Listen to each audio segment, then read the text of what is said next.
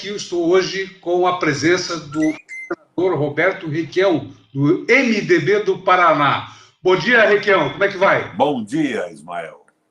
Requião, quem que é mais cristão, o Deltan Dallagnol ou o Silas Malafaia? Eu acho que nenhum dos dois, viu? Eles renegam toda a visão fraterna e caridosa. Eles renegam o evangelho, que é a boa nova, né? Eles são seguidores de Mamon. E Mamon, uma palavra hebraica que significa dinheiro. O Deltan querendo criar aquele fundo milionário, 2 bilhões e pouco, tirado da Petrobras, em nome da Operação Lava Jato, sem prestar contas a ninguém. E o Malafaia agora me faz, em Curitiba, um culto com 1.200, 2.000 pessoas para passar a bandeja. Dá para entender, né? O Malafaia precisa trocar o aviãozinho dele. Ele quer um aviãozinho novo. Ele tem um jatinho, né? Todos esses pastores importantes têm um jatinho. E vão tirar esse jatinho do bolsinho dos fiéis, ao mesmo tempo que expõe todos ao Covid, à pandemia. Eles seguem o dinheiro, não seguem mais Jesus. É terrível isso. E a janta? São os falsos profetas que o Cristo falava. Requião, ontem vieram à tona algumas mensagens da Lava Jato.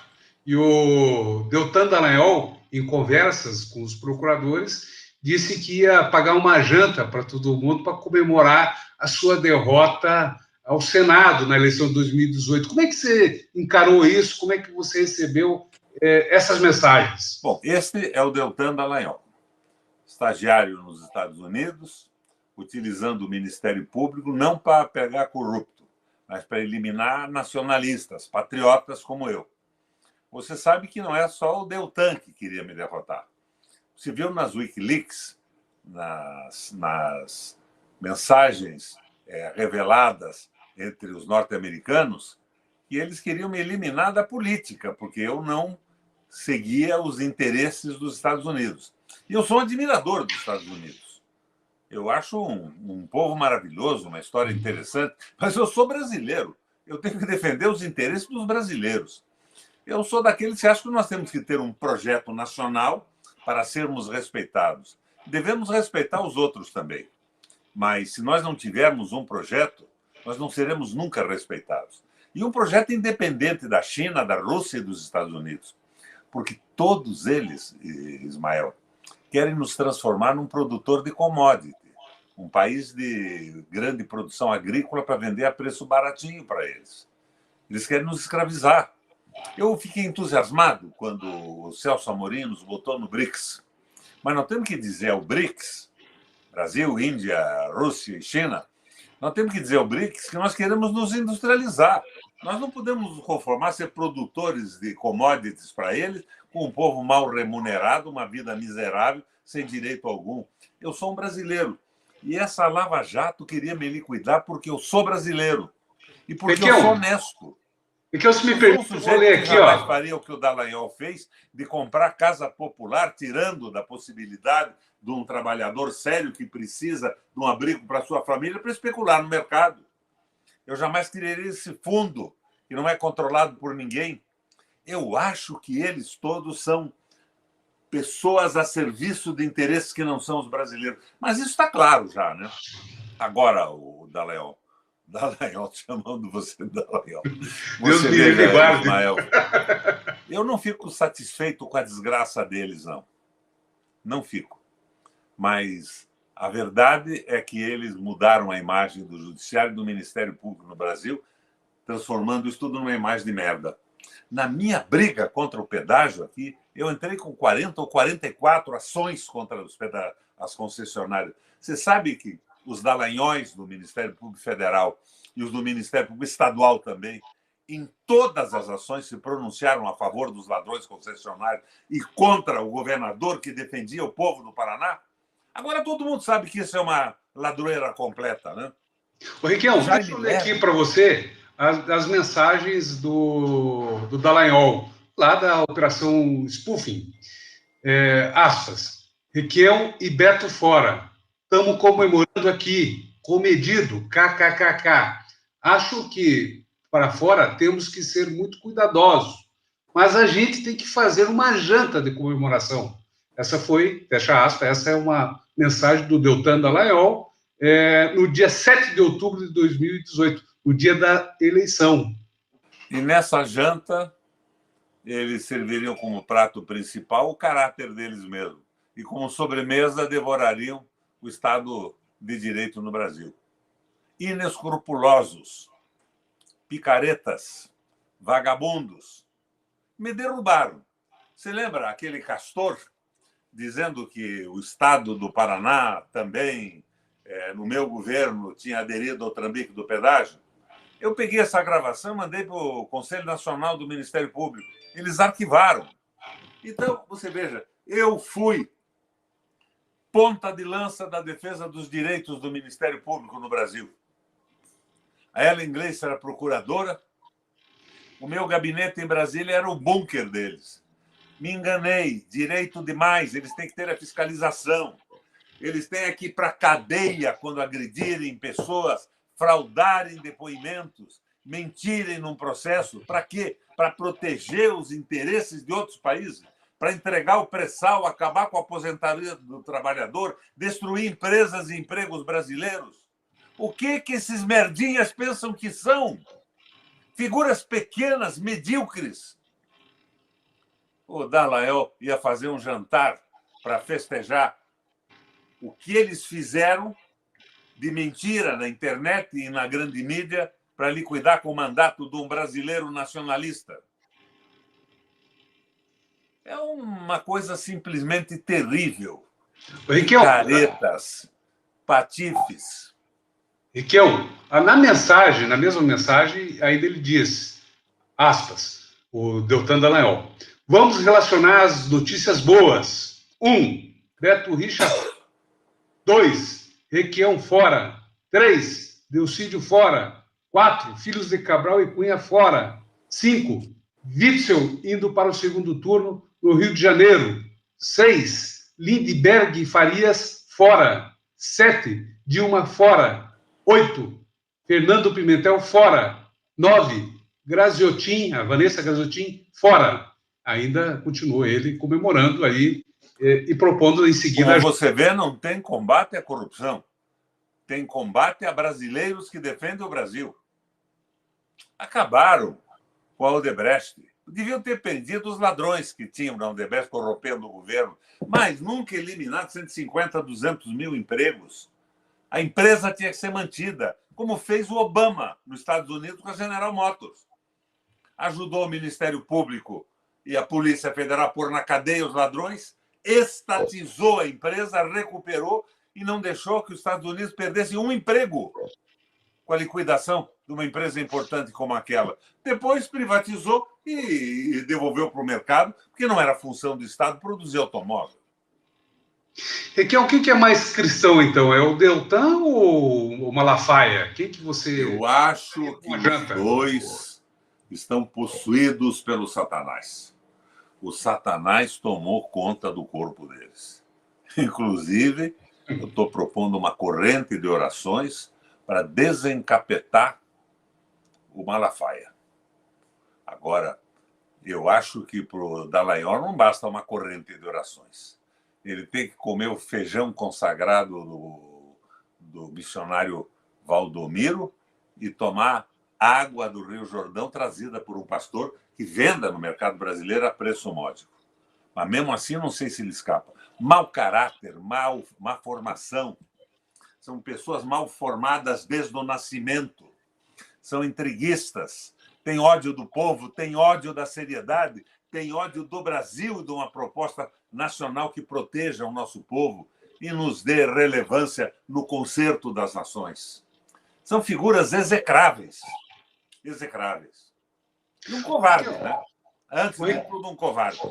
Requião, a Lava Jato, a falecida Lava Jato, ela já foi desmontada formalmente, mas ainda tem uns resquícios por aí. E tem uns defensores.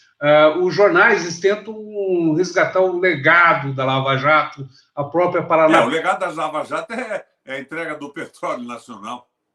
A própria Paraná Pesquisa divulgou hoje que 69% dos brasileiros acham que ela fez bem para o Brasil. Ainda tem essa imagem, né? De que... Não, eu acho que fez bem. Mostrou que eles não são confiáveis, que o Ministério Público não pode ter os poderes que nós damos, e eu sou, em parte, responsável por isso, e que temos que ter uma seleção melhor.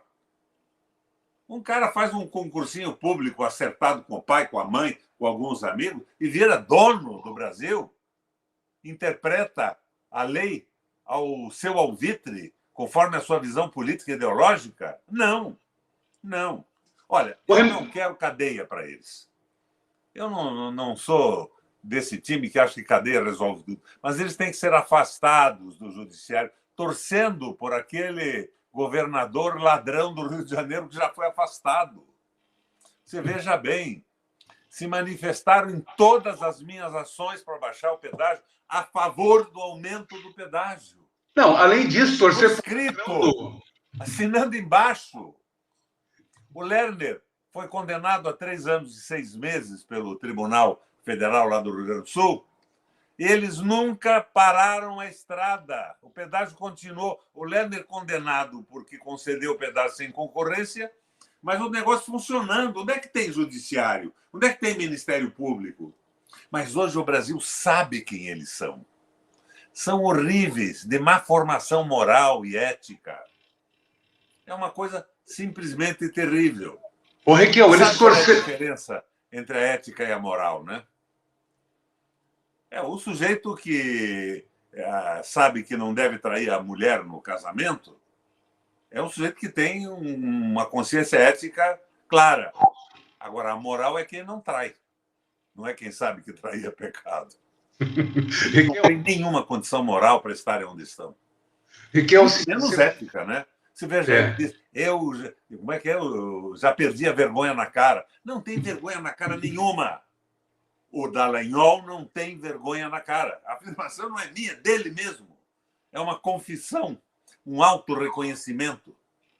Eles falam da importância da vitória do Witzel, né? Eles comemoram, eles torcem ali pela vitória, mas também eles ajudaram e foram os principais protagonistas do Bolsonaro. Meteram ação para caçar lá o Lindbergh, atrapalhar a eleição do Lindbergh.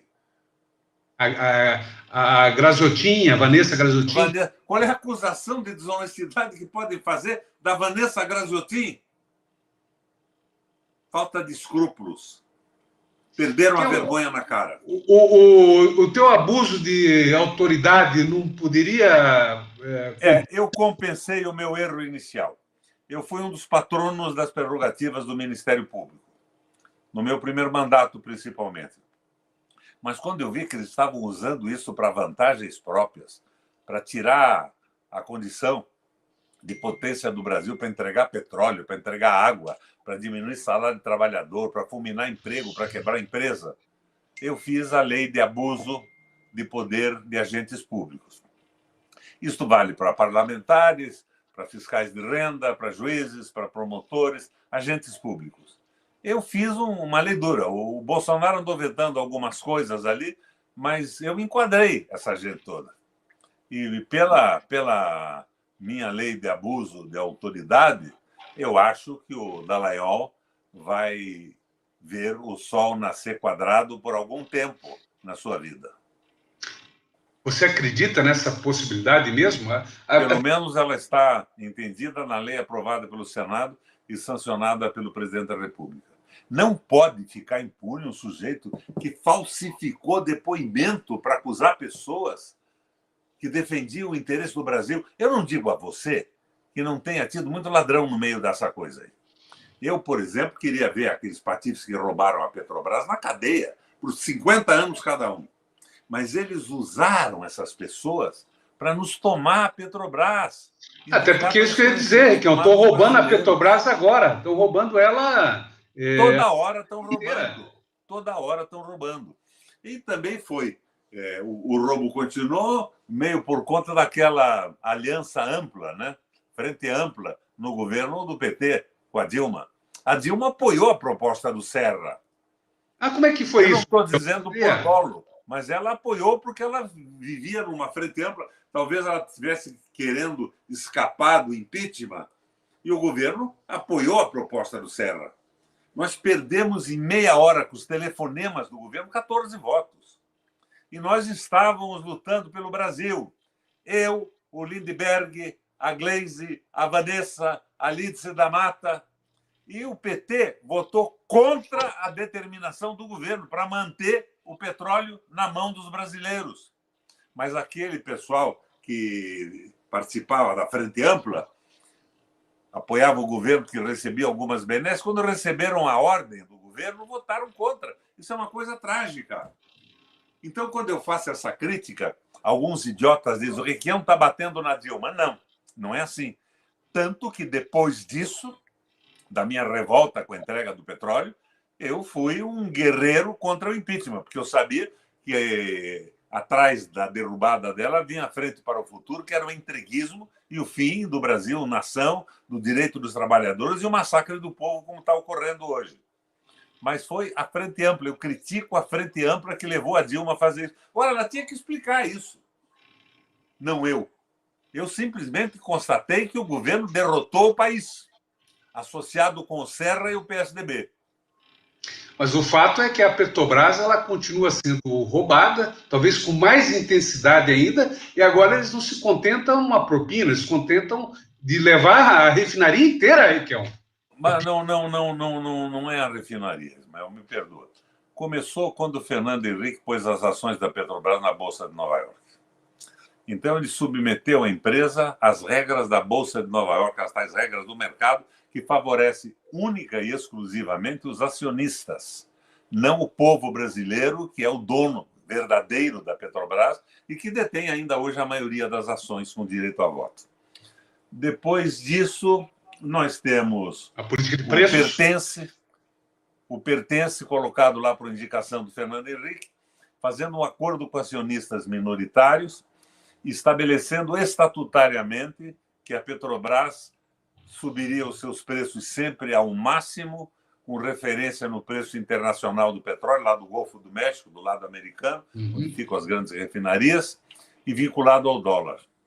E, finalmente, a aprovação do projeto do Serra, que tirava a exclusividade da exploração da Petrobras e a obrigatoriedade que ela tivesse 30%. A plataforma submarina, os poços de águas profundas do pré-sal, eles ficam na faixa territorial brasileira de 200 milhas. Você sabe que os Estados Unidos nunca aceitou formalmente esse domínio brasileiro. Então, é muito fácil, se não é a Petrobras, uma empresa pública brasileira operando, o sujeito ganha de presente um posto da Petrobras, como está acontecendo hoje no pré-sal, extrai, coloca o óleo no navio e o Brasil fica sem saber quanto óleo saiu. Não tem imposto, não tem nada. Então, a obrigatoriedade da Petrobras na extração estava contida em lei, porque o monopólio do petróleo está na Constituição. Eu comecei a minha vida política com isso, Ismael. 14, 15 anos nas ruas, impulsionado com as ideias do Monteiro Lobato. O petróleo é nosso, o Brasil vai alavancar com o petróleo. Os Estados Unidos tinham achado o petróleo à flor da terra, e com a invenção dos motores à explosão, ciclo Wankel, pistão rotativo, que passou como um foguete na indústria automobilística. Recentemente, a Mazda fez um carrinho esportivo com motor rotativo. Mas o motor diesel e o motor ciclo Otto, que é o motor de 4 tempos. Então, esses motores, mais o petróleo à flor da terra, jogaram os Estados Unidos para cima. E eles queriam impedir que o Brasil crescesse.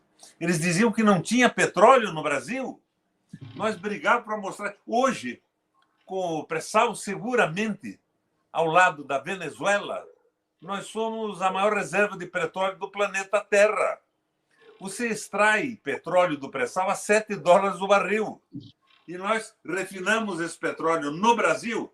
Eles impedem as refinadoras de funcionar, paralisam para importar petróleo dos Estados Unidos. É quadrilha. É a quadrilha. Quadrilha estabelecida a partir de atitudes como do Deltan e outros da Lava Jato. Agora, eu acho que tinha muito ladrão na Petrobras, mas o ladrão da Petrobras fica pequenininho com os ladrões de hoje. Eles roubavam da Petrobras para enriquecer. E hoje eles estão roubando o petróleo do povo brasileiro. com aplauso da mídia, da Globo, dessa gente toda, e dos dalanhóis. Ou esse cara é completamente idiota, ou é profundamente safado. Ô, Requião, em relação à Petrobras, para a gente fechar esse ponto, você acha que dá para rever essa política?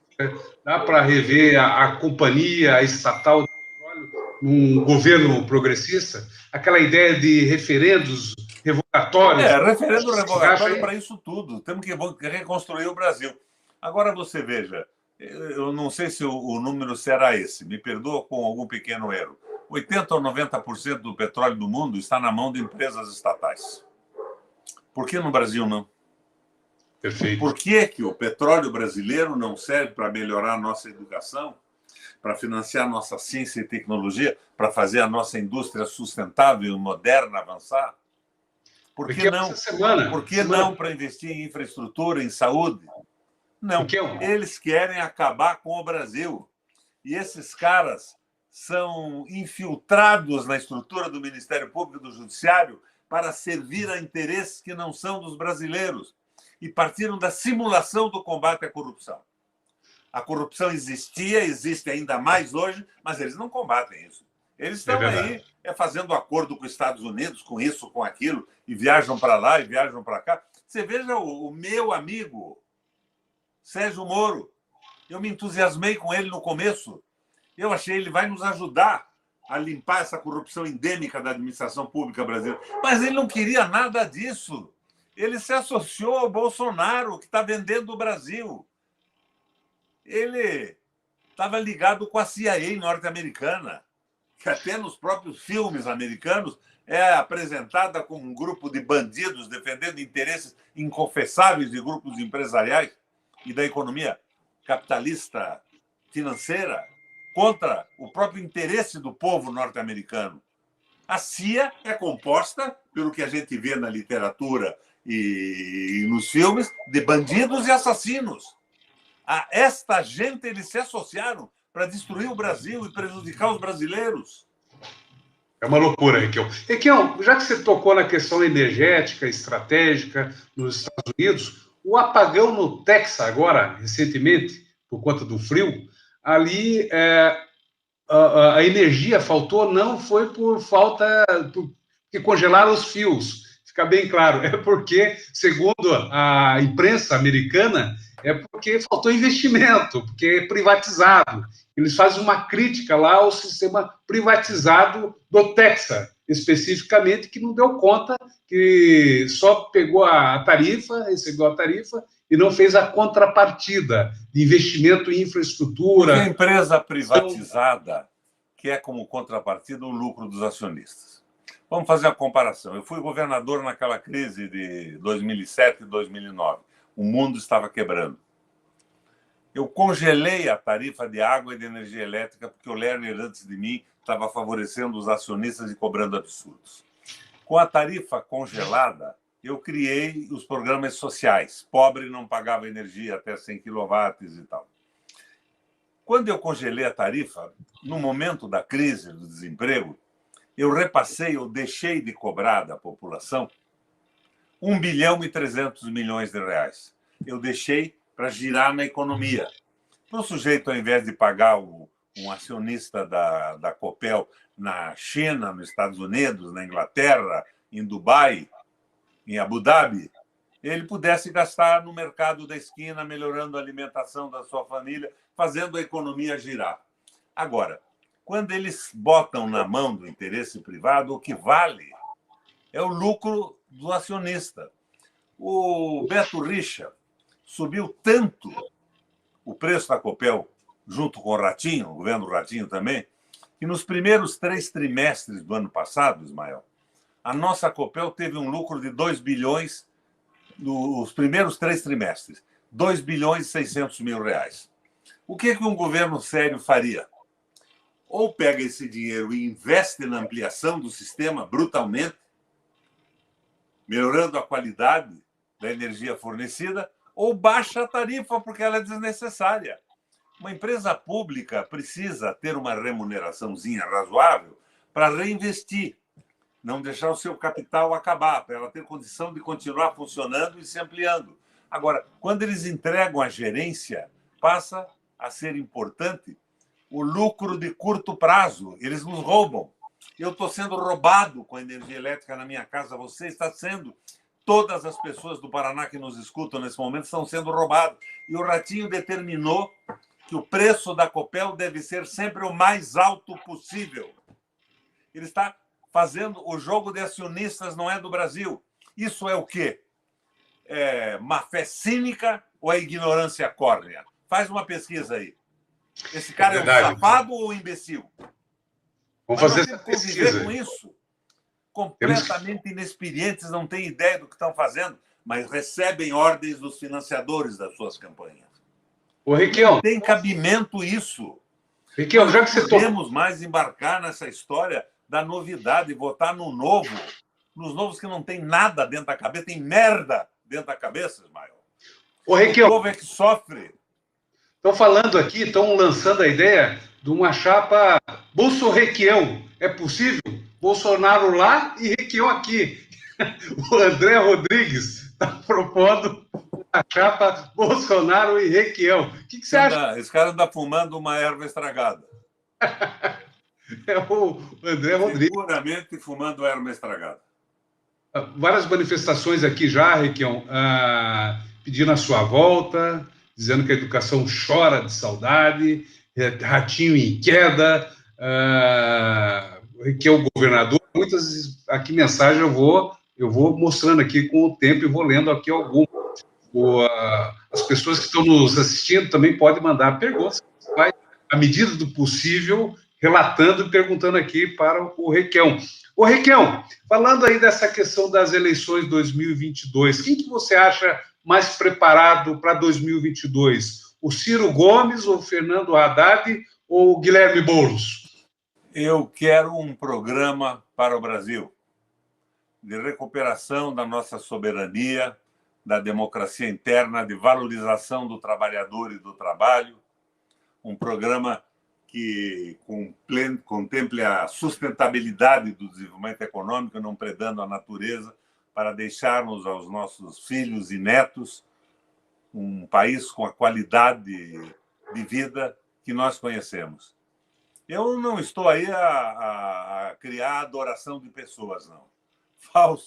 Falsos ídolos, falsos profetas, não. E depois, na minha opinião, nós escolheríamos dos candidatos o que tivesse mais condição de ganhar a eleição. E teríamos um governo transitório. Um governo que não radicalizaria muito nos avanços, porque podia não ser sustentável eleitoralmente ou no governo posterior, mas que não fosse extremista na covardia, na frouxidão de frente única.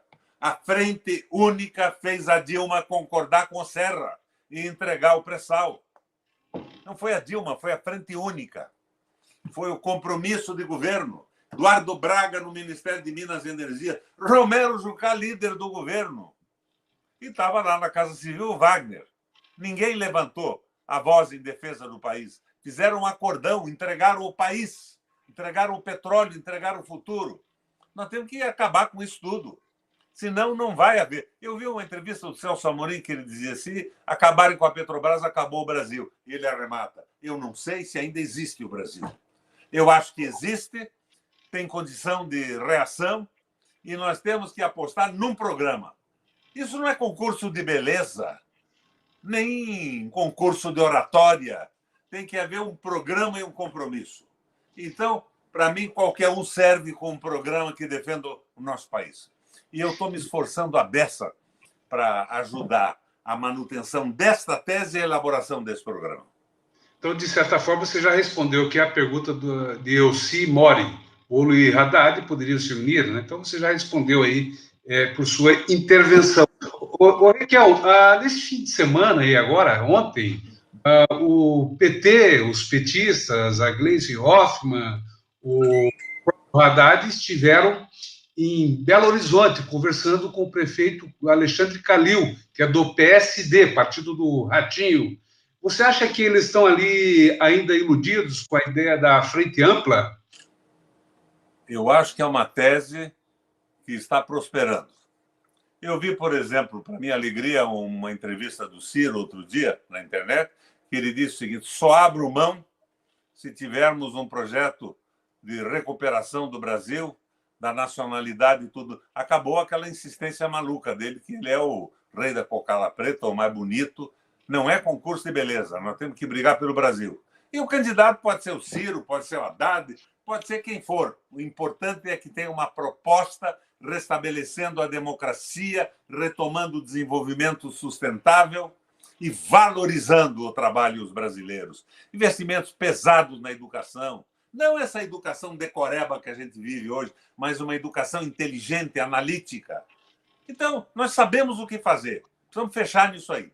E se não for possível ter um candidato só, tenhamos, então, vários candidatos, mas todos eles com compromisso num programa único de 5 pontos, mas a sua visão, a sua inserção na sociedade complementando isso. Mas nós teremos a certeza que a mudança fundamental em defesa da pátria, do trabalho e da nação seria garantida. É por aí que eu acho que nós temos que viabilizar isso. Aí me perguntam, você tem aparecido tanto na televisão, você é candidato? Sou candidato ao que sempre fui, a ser um militante a favor do Brasil, dos trabalhadores, da nossa gente, das nossas empresas. Sou um nacionalista brasileiro progressista. Não vou dizer a você que eu sou de centro. Não sou de centro, não. Não tem nada de centro comigo, não. Tem o povo brasileiro de um lado e 1% de exploradores, de picaretas, rentistas que não trabalham e vivem da manipulação do Banco Central e do domínio da banca no país. Não. A aliança tem que ser feita com os brasileiros. Ô, Requião, estamos aqui te lançando para o governo do Paraná. Estamos aqui já manifestando. O Requião é o nosso governador. Requião, como é que está o projeto eleitoral seu de disputa ao governo do Paraná em 2022? Como é que está isso? Tem uma eu acabo de dizer a você. Hoje mesmo eu recebi uma informação de que uma decisão liminar proibiu o diretório do interior do Paraná de realizar uma convenção que, segundo a pessoa que entrou na justiça, seria um golpe, né, da atual direção. Como é que está essa confusão aí, Requião? Uma vergonha da direção estadual do partido. Eles resolveram dar um golpe. Marcaram uma convenção sem avisar ninguém, não dando prazo para ninguém fazer uma chapa. Quem está dando golpe, Uma coisa Requião? pequena, medíocre. O presidente hoje é o Manibelli. Que tristeza minha, que decepção. Eles querem vender o partido para o Ratinho e conseguir financiamento para suas próprias candidaturas a deputado. Recursos econômicos, espaços privilegiados. E, pasme, o Diretório Nacional anulou isso tudo. Ontem tentaram fazer uma convenção municipal de Curitiba Mandrake. Que falta de compostura, de caráter, de decência. Que coisa terrível está acontecendo. Daí escreve um cara, sai do PMDB, quer que eu vá para onde? Para o partido do Palocci? Não, todos os partidos têm gente ruim e tem gente boa. Eu tomo posição, como eu tomei posição contra o impeachment. Deve ter me prejudicado na eleição com a guerra que fizeram contra o PT. Não me arrependo de nada. Antes de tudo, o Brasil, a postura, o caráter e a firmeza de posição. Estamos nessa luta. Então, e não vamos sair dela. Então, o projeto, está... Me chamem que eu vou. Eu sou candidato a colaborar nesse processo todo. Agora, no dia 5 de março, eu faço 80 anos. O pessoal diz, o Requião está velho. Eu acho que sim, que estou velho. Eu só tenho mais 40 anos de vida útil. Depois de 40 anos, eu me aposento e vou criar galinha numa praia e vou jogar bocha no litoral. Mas antes disso, sirvo ao país, aos meus princípios, à minha formação, utilizando a experiência de uma longa vida na política, apoiada pelo povo do Paraná em eleições livres e diretas, para ajudar a modificar as coisas. Requião, já que você vai pegar a estrada para esse projeto, defender o Paraná e o Brasil, você precisa tomar a vacina. Como é que está isso aí? A fila? Você sabe que o Ratinho me entusiasmou há um tempo atrás. Ele lançou a notícia que ele ia com o Tecpar fazer a vacina russa. Como é o nome da vacina russa? Sputnik 5, uma coisa assim. Mas depois abriu mão para um grupo privado, não tem vacina, não tem programa, não tem nada. A falta de incompetência, a falta de noção. Mas se queria o quê de um cara que foi para a televisão dizendo que ia transformar milho em galinha, galinha em hambúrguer, hambúrguer em coxa de pato em pastel de rã. E votaram nele. Não é possível. Ele continua querendo transformar milho em rã. Ô, Requião, o Ratinho Júnior, o governador, ele decretou ontem um lockdown no Paraná, fechamento de setores não essenciais. O que você achou disso?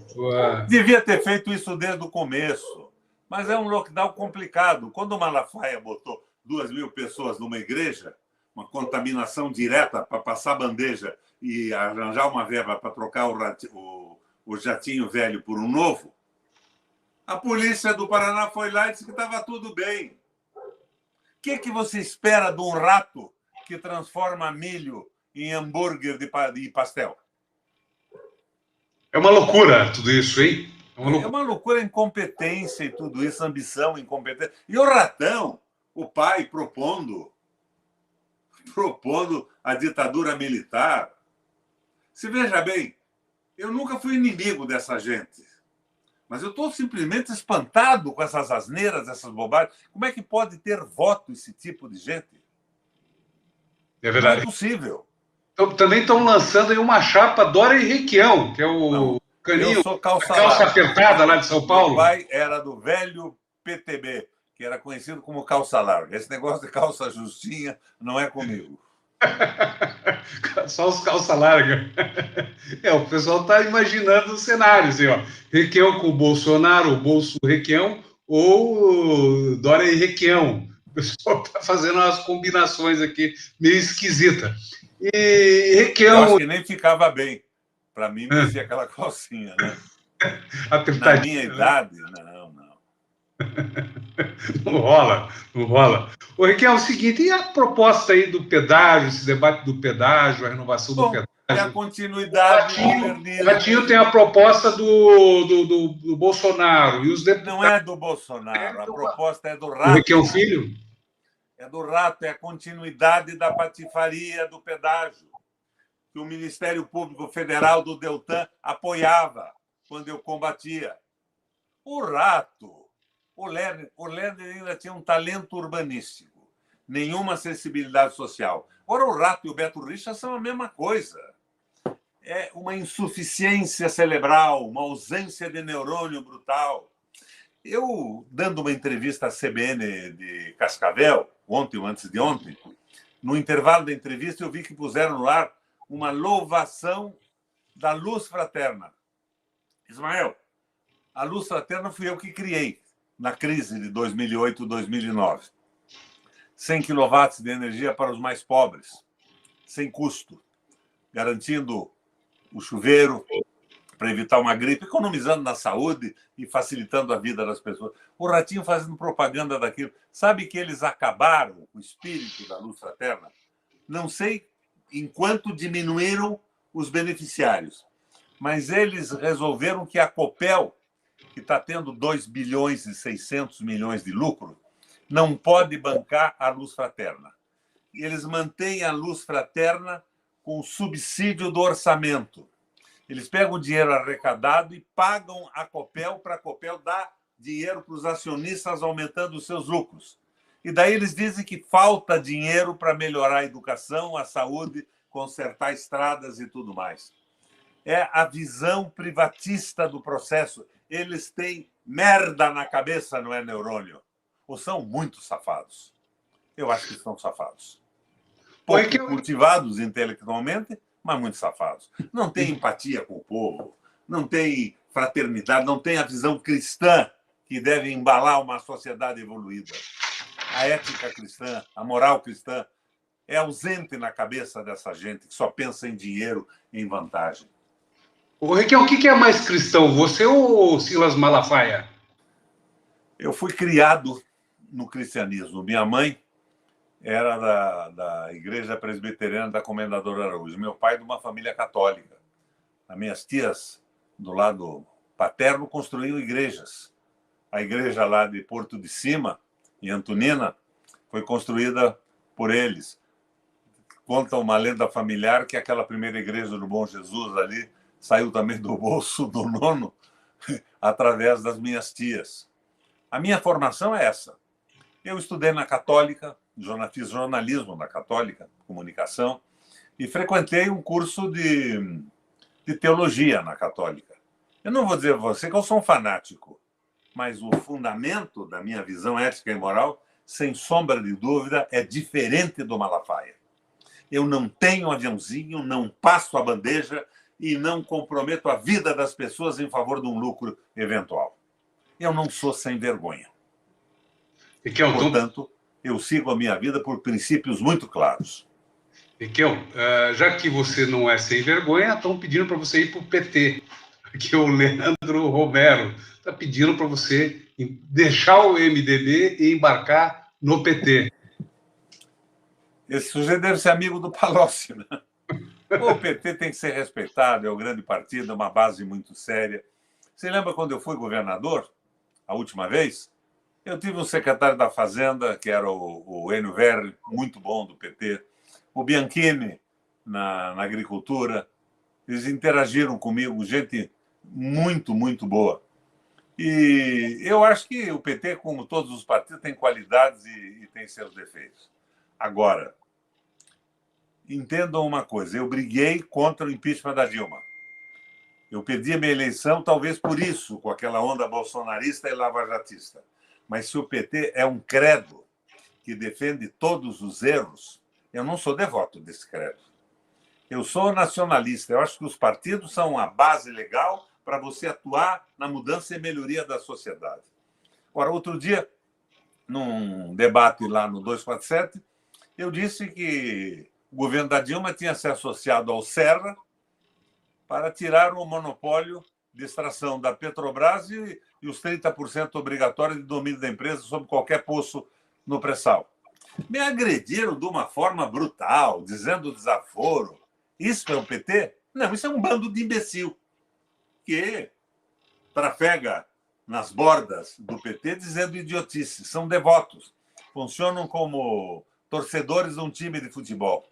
Eu sou bem mais sério que isso. Ô, Riquel, estão perguntando aqui a Li Soares. Riquel, você acha que as Forças Armadas irão permitir eleições democráticas em 2022? Eu estou em dúvida. A Li Soares está perguntando. Desde quando que a eleição precisa de autorização das Forças Armadas? Então, as Forças Armadas brasileiras têm 300 ou 400 mil homens que não são representados por alguns bobalhões que estão vendendo o seu apoio ao governo do Bolsonaro por bacalhau, picanha, chiclete e leite condensado.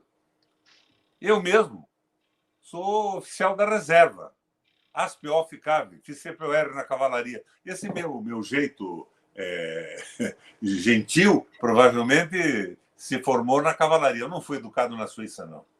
E o cavalariano é caracterizado pela sua franqueza, a sua firmeza de opiniões. Eu sou um cavalariano na política brasileira. Admiração profunda pelo Exército Brasileiro, tão grande que é igual a decepção que esses generais de pijama me causam com o intriguismo, com a falta de dedicação ao país, de identidade com o povo que assumem hoje. Vergonhosos, mas não representam o nosso Exército. E nós não temos que pedir autorização para ninguém. Riquel, nós estamos aí chegando nos 45 minutos do primeiro tempo, então acho que é bom a gente já ir funilando para o final, né? Senão fica muito pesado aqui o tempo, né? Então, em relação à questão, essa revelação do Deltan Dallagnol, que ainda está muito latente ainda para nós, eu queria saber para você, vai tomar alguma medida do ponto de vista legal em relação a isso, a essa comunicação, a esse jantar? Você acha que há possibilidade? Ismael, eu denunciei o tal do Castor, que tentava me acusar para me tirar a reeleição do Senado, ao Conselho Nacional do Ministério Público. E aqueles indivíduos arquivaram a denúncia. É claro que temos juízes sérios, gente boa, mas há uma dominação ideologizada. Eu não tenho confiança nenhuma no Judiciário. E no Ministério Público é desconfiança absoluta. Absoluta. Eu tomo a providência de botar minha cara limpa aqui e dizer o que eu penso deles. Somos bostinhas, prejudiciais ao país, sem nenhuma formação ética ou moral, entreguistas, sem vergonhas, exploradores, por todos os títulos. Leiam o Wikileaks. Agora, este ódio contra mim é revelado inicialmente no Wikileaks, quando diziam que os americanos queriam evitar o meu acesso na política brasileira de qualquer maneira. Na época era o meu e do Itamar Franco. Eu fui fazer uma palestra em Nova York, há uns anos atrás, quando eu estava no governo ainda. Me convidaram para fazer uma palestra ao Sindicato dos Bancos. Eu fui lá e disse para eles o que eu pensava da economia, o que eu pensava dos bancos, da financiarização da economia do mundo e tudo mais. Depois eu fiz uma outra palestra numa outra instituição e, de repente, um sujeito me aborda e diz o seguinte: Requião, eu gostei muito da tua palestra, eu queria conversar um pouco mais com você. Topa comer um churrasco na minha casa? Ele era um presidente para a América Latina do Citibank.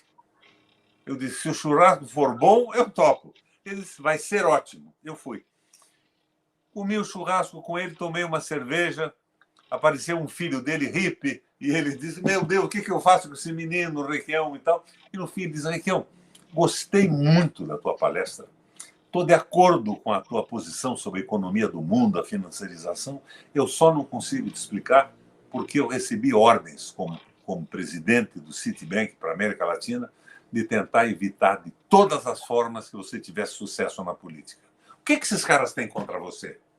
A mesma coisa que o Deltan, que o Sérgio Moro, com esses entreguistas todos. Eles estão a serviço de interesses econômicos que não são brasileiros. É preciso que se entenda isso. Quanto a mim me tirarem do Senado, a minha ambição não é por mandato, a minha ambição é ver a sociedade mudar para melhor, Ismael.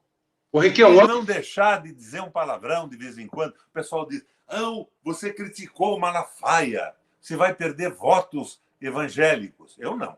Só posso perder votos de pessoas desinformadas ou muito bobas, porque o Malafaia é um pilantra explorador que passa a bandeja para comprar um jatinho novo. Inclusive, do velho. Inclusive a ameaça dele... Se o jatinho do Malafaia tivesse torneira de ouro também. Como de outros aí que já foram denunciados na história do Brasil. Não pensa em ninguém, não tem Cristo no coração, é discípulo de Mamon, é seguidor do dinheiro. E isso tem que ser dito, perdendo voto ou não. A sociedade tem que ser esclarecida. O pastor Valdemiro, missionário Valdemiro, ele se chama? Isso. Vendendo feijão a R$1.000 a sementinha, dizendo que o feijão cura tudo. O outro engarrafando água do Rio Jordão. Eu faço aniversário agora, no dia 5 de março. E eu dizia aqui para Maristela, minha mulher, Maristela, eu gostaria de comprar 1 quilo do feijão do Valdomiro e arranjar aí uns 3, 4 litros de água do Rio Jordão, com outros componentes, faço uma feijoada. E todo amigo que passar lá na minha casa, mesmo que eu não deixe entrar por causa do Covid, eu vou servir a feijoada no portão e ele estará livre de todos os males de infecção pelo Covid-19. Minha gente, esse pessoal é ridículo. Eles estão explorando a população de uma maneira sórdida. R$1.000 por 1 grão de feijão consagrado. O Malafaia passando a bandeja e disseminando o Covid desnecessário e absurdamente para trocar de aviãozinho. Minha gente, isso não é possível. Olha, eu conhecia já esse Malafaia. Lá no Senado, o Magno Malta era amigo dele. E o Magno conversava muito comigo também. E quando o Malafaia aparecia, o Magno dizia, Malafaia, eu quero te apresentar aqui um guerreiro do Brasil, estou meio iludido. E nós sentávamos lá para tomar um cafezinho.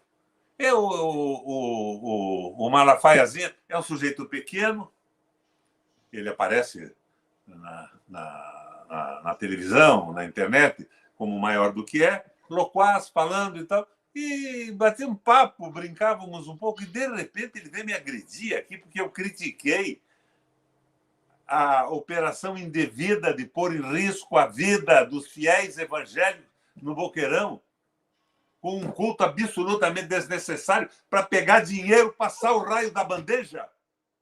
Malafaia, você está possuído pelo Satanás. Não tenho ódio de você, não. Estou orando por você.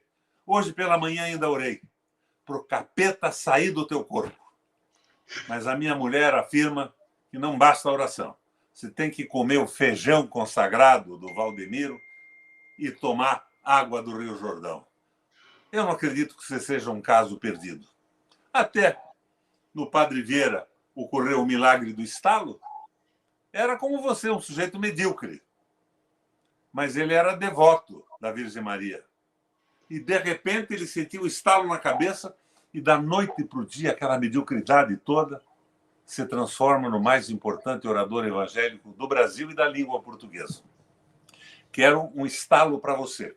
Agora, se você não se corrigir, você vai acabar sentindo nas costas o estalo da chibata da Polícia Federal e da polícia te pondo numa cadeia por tudo que você está fazendo de mal ao povo brasileiro. Falei, Malafaia. Era o que você queria?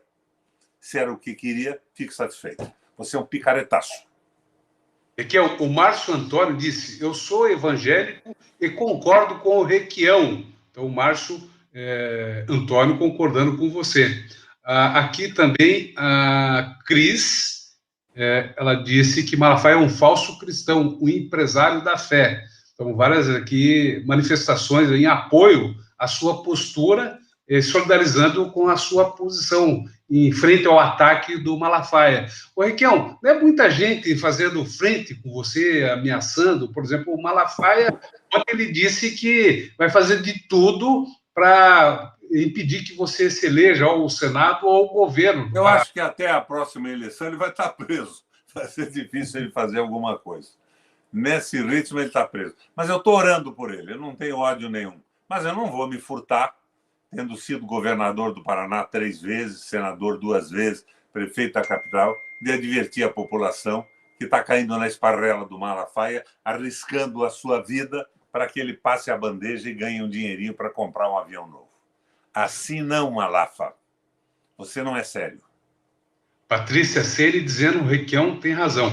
O Requião, em 2016, por volta de 2016, eu registrei várias vezes aqui no site a estrutura que a Lava Jato tinha aqui no Paraná. Era uma coisa de fazer inveja a qualquer campanha presidencial de um candidato rico, como um candidato como o Aécio Neves, que tinha muito dinheiro. Eles tinham acampamento, trio elétrico, adesivo, enfim, eles tinham muita estrutura.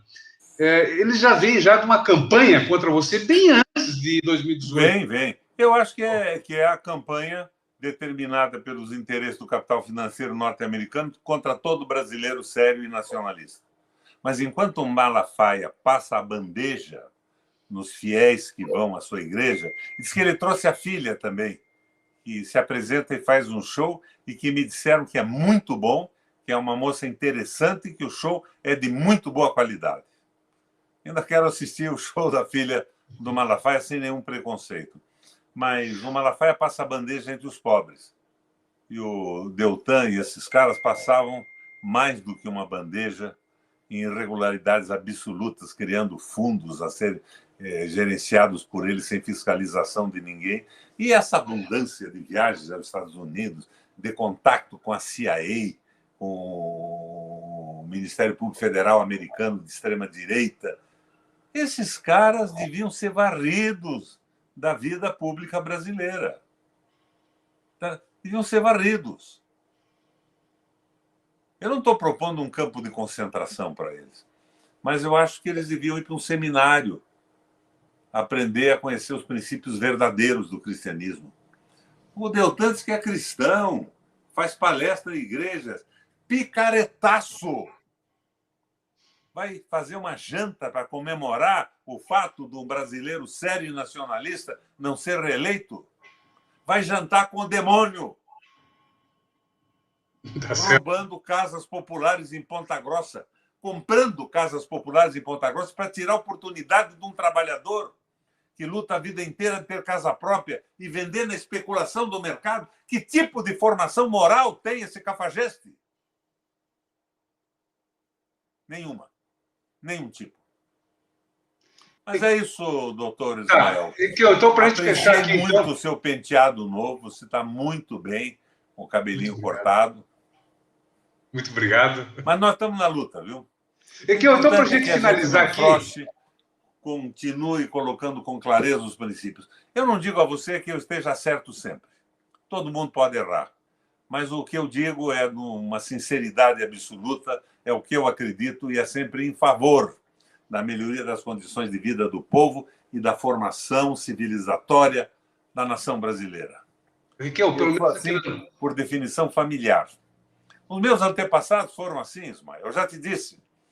O pai do meu trisavô, não, o meu trisavô, José Félix de Melo e Silva, era o lugar-tenente do Frei Caneca, na Confederação do Equador. O meu bisavô fundou o primeiro partido operário do Brasil. Não era marxista, mas era os utopistas da Europa toda, da França, da Rússia, e defendia os trabalhadores, o fim do direito germânico romano, sempre colocando uma posição que beneficiasse a população. O meu avô, que era coronel da Guarda Nacional, foi quem organizou a primeira greve de trabalhadores em Curitiba, da Rede Federal, da Rede de Viária Federal, da Ferroviária Federal. Meu pai era um militante. O meu pai era médico, que não cobrava nos primeiros dias da semana, que ele achava que a medicina era uma missão. Ele atendia a colonada da periferia. Foi antes da grande invasão do café e do Nordeste povoando o Paraná com 180 cidades. Eram os descendentes de alemães, de poloneses, de italianos. Meu pai atendia a colonada toda e cobrava só quinta e sexta-feira. Os ricos apareciam quando ele não cobrava, ele não tinha nem um atendente no hospital para cobrar a consulta e o tratamento de cada um. Então, eu fui criado desta forma. Você tem que servir aos seus ideais. Você tem que dar à sua vida um sentido, que não é o sentido do Malafaia atrás do dinheiro dos pobres para trocar de avião a jato. Vamos à luta. Vou continuar assim. 80 anos. Me restam só mais 40 anos de vida hoje. Depois, Ismael, se quiser conversar comigo, vai a uma praia, eu estou jogando bocha ou criando galinha. Mas só daqui a 40 anos. Até lá, não. Riquel, o Eduardo Mitziak está mandando um abraço para você. O teu grande fotógrafo. Fotografou aquela multidão que o Malafaia dizia não existir e calou a boca do pastorzinho safado. É isso aí, Riquel. Riquel, então, você quer dizer mais alguma coisa, Riquel? Aproveita, então. Eu gostaria de você, nesse momento, que você saísse de casa, passasse aí numa padaria que ainda estivesse aberta, me comprasse uma meia dúzia de pães franceses e mandasse cortar bem fininho aquela mortadela da Cerati. Pode ser com conservas de legumes ou pode ser com pistache. E trouxesse aqui em casa, eu faço o café, tomamos o café junto e continuamos a falar mal de todos os canalhas até depois do almoço. Então tá bom, Riquel. Abraço, obrigado. Então, bom sábado para você. Um abração. Um abraço. Até.